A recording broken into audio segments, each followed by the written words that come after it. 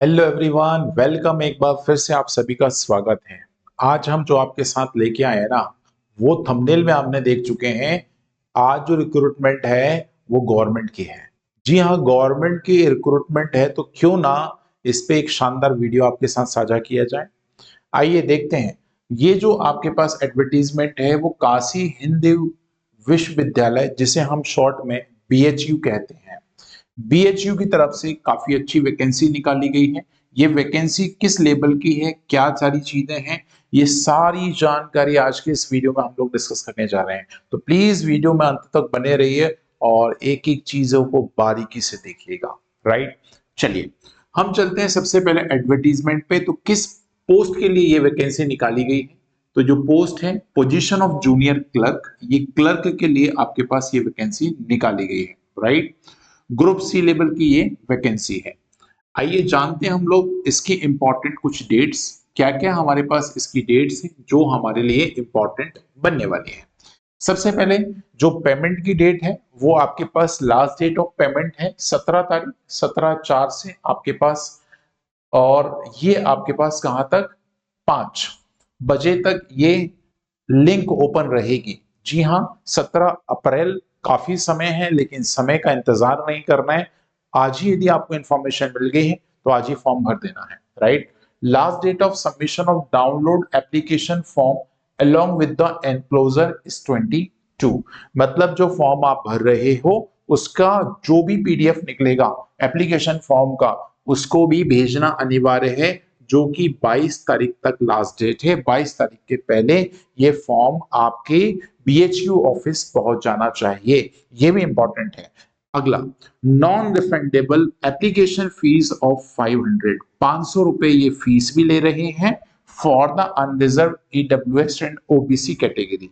No application fees shall charged for the reserved candidate SC ST, जो भी आपके पास criteria में आते हैं। ठीक है, इतनी बात क्लियर है। अभी तक मैंने दो बातें आपको मेंशन कर दी हैं। 17 तारीख लास्ट डेट है, 17 अप्रैल ध्यान रखिएगा, समय है लेकिन इंतजार नहीं करना है।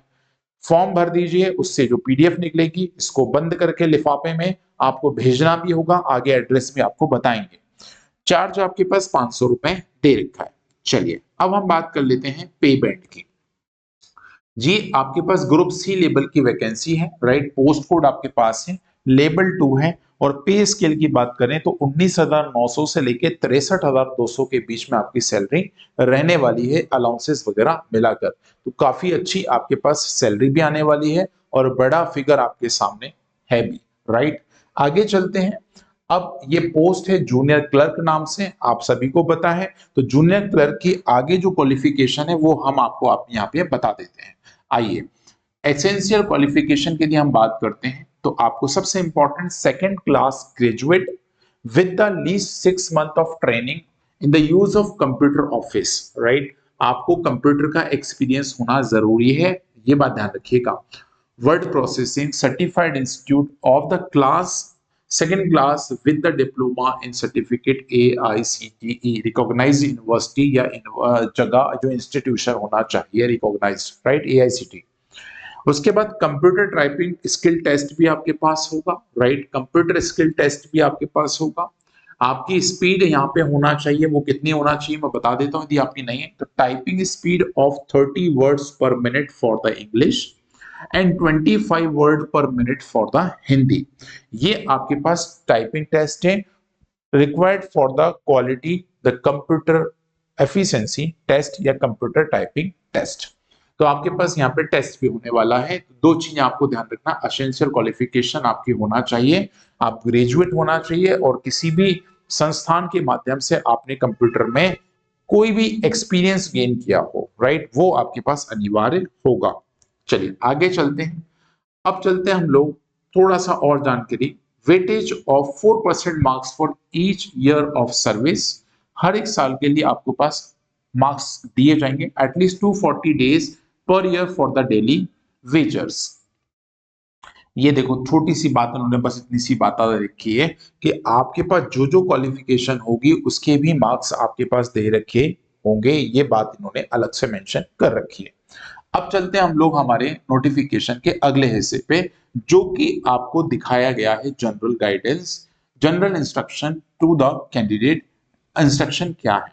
तो मैंने आपको जैसा कि स्टार्टिंग में कहा, ऑनलाइन मोड में आपको फॉर्म सबमिट करना है एंड ये सारा सबमिशन आपको डाउनलोड करके हार्ड कॉपी लेकर एक बॉक्स में बंद करना है, मतलब लिफाफे में आपको बंद करके कंसर्न ऑफिस भेजना होगा। ये बात भी आपको दिमाग में रख लेना है। आगे चलते हैं। Application shall be first registered on the recruitment assessment cell portal at on BHU का जो पोर्टल है उस पे आपको फिल करना अनिवार्य होगा। उसके बाद डिजिटल पासपोर्ट साइज फोटोग्राफ और साइन आपके जो कि 50 KB से छोटे होना चाहिए, आपको वहां पे अपलोड भी करना होगा, ठीक है ना। आगे चलते हैं। उसके बाद आगे चलते हैं तो कहता है भाई incomplete application will not be considered, और ये रिजेक्ट हो जाएंगे।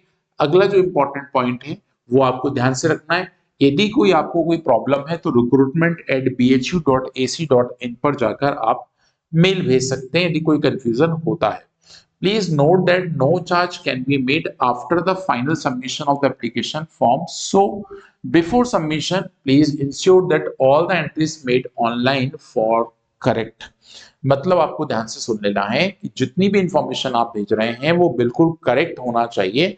आपके फॉर्म सबमिट होने के बाद, पेमेंट कंप्लीट होने के बाद आपको किसी भी तरह का अपडेशन रिक्वायर्ड नहीं होगा या नहीं दिया जाएगा उसका राइट। ये सारी बातें आपके पास इस पूरी कहानी में दे रखी हैं। बाकी सिलेक्शन का पूरा राइट यूनिवर्सिटी के पास है। आप इसमें कोई दुविधा या बीच में कोई इंटरफेयर नहीं कर सकते। All positions advertised may be filled through the direct recruitment. ये पूरा का पूरा जो प्रोसेस है वो डायरेक्ट रिक्रूटमेंट के द्वारा ही भरा जाने वाला है, कोई कॉन्ट्रेक्चुअल बेसिस नहीं है।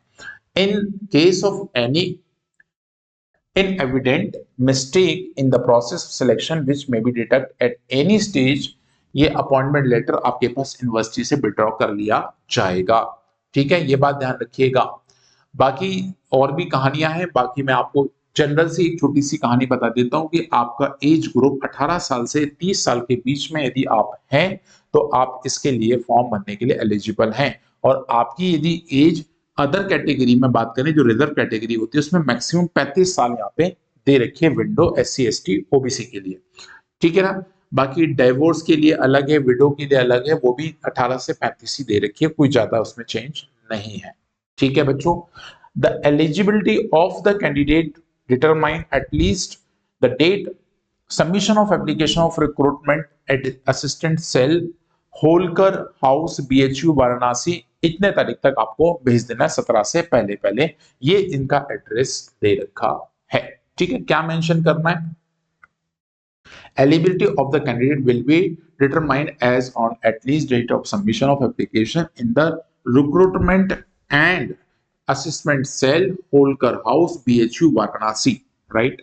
ये वेबसाइट आपके पास दे रखी है। बाकी किस एड्रेस पे आपको ये सारी चीजें भेजना है वो अलग से इन्होंने मेंशन कर रखा है। Office of registrar recruitment and assistant cell Holkar house BHU Varanasi, ये आपके पास ये डेट दे रखी है। 22 तारीख से पहले पहले आपकी ये पूरी की पूरी एप्लीकेशन पहुंच जाना चाहिए BHU के ऑफिस तक, ठीक है। तो ये तमाम जानकारी आपको कैसी लगी? प्लीज आप कितने बच्चे हो जो इस पर्टिकुलर क्राइटेरिया को फॉलो करते हो, प्लीज कमेंट करके बताइएगा। और कोई इंफॉर्मेशन यदि आपको और लगती है तो प्लीज कमेंट करके जरूर बताइए। ऐसी और भी अपडेट्स के लिए जुड़े रहिए maths by Anil sir YouTube channel के साथ। इसमें और भी इंटरेस्टिंग वीडियोस आपके लिए अवेलेबल हैं जो कि आपके मैथ्स और एप्टीट्यूड को बहुत अच्छा कर सकते हैं। इसके लिए भी आप maths by Anil sir YouTube channel को सब्सक्राइब कर लीजिए।